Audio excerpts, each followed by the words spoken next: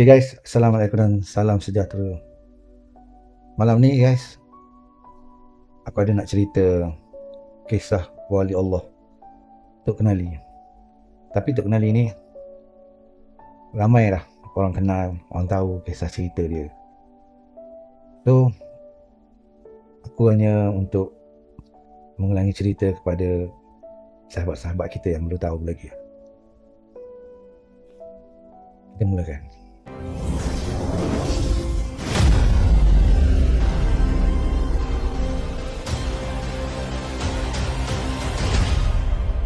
Assalamualaikum semua dan salam sejahtera. Malam ni aku nak bawakan satu kisah tentang seorang ulama besar tanah Melayu, iaitu Tok Kenali.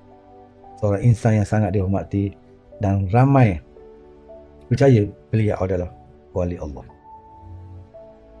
Nama beliau ialah Tok Kenali. Kita teruskan cerita. Tok Kenali bukanlah orang biasa.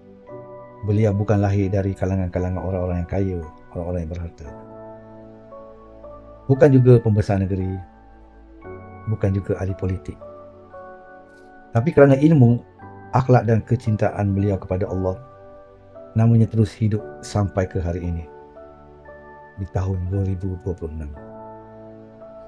Tok Kenali dilahirkan di Kelantan sekitar tahun 1868. Nama sebenar beliau ialah Muhammad Yusuf bin Ahmad. Sejak kecil lagi beliau sangat cintakan ilmu agama. Orang kata, ketika kanak-kanak lain sibuk bermain, Tok Kenali lebih suka duduk di surau mendengar pengajian.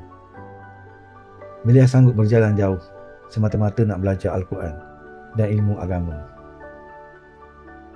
Bila meningkat dewasa, Tok Kenali pergi ke Mekah. Pada zaman tu, perjalanan ke Mekah bukan mudah sebab kita tak ada transport, kapal terbang, tak ada kenderaan-kenderaan laju. Hanya berjalan kaki dengan kapal. Perjalanan ke Mekah bukan mudah macam sekarang. Dulu naik kapal sampai berbulan-bulan, penuh dengan risiko. Tapi kerana semangat mencari ilmu, beliau sanggup tinggalkan kampung halaman. Di Mekah, Tok Kenali belajar dengan ramai ulama besar dunia Islam.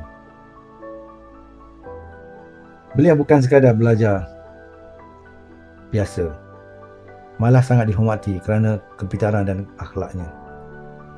Tapi yang paling menyentuh hati, walaupun ilmunya tinggi, Tok Kenali sangat merendahkan diri. Pakaiannya sederhana, cara hidupnya sederhana. Beliau tak kejar kekayaan pun. Dia tak kejar dunia pun. Ramai orang datang meminta nasihat dengannya. Ramai juga datang kerana percaya Tok Kenali mempunyai karamah. Ada cerita yang mengatakan Tok Kenali boleh mengetahui perkara sebelum ia berlaku dengan izin Allah. Ada juga melihat wajah beliau sentiasa tenang, seolah-olah dipenuhi cahaya. Tok Kenali tak pernah mengangkat dirinya tinggi.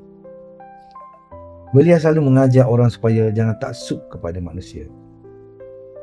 Katanya, kalau nak dekat dengan Allah, jaga solat, jaga hati dan cintakan ilmu. Bila Tok Kenali pulang ke Kelantan, beliau mula mengajar masyarakat. Rumahnya sentiasa dipenuhi pelajar.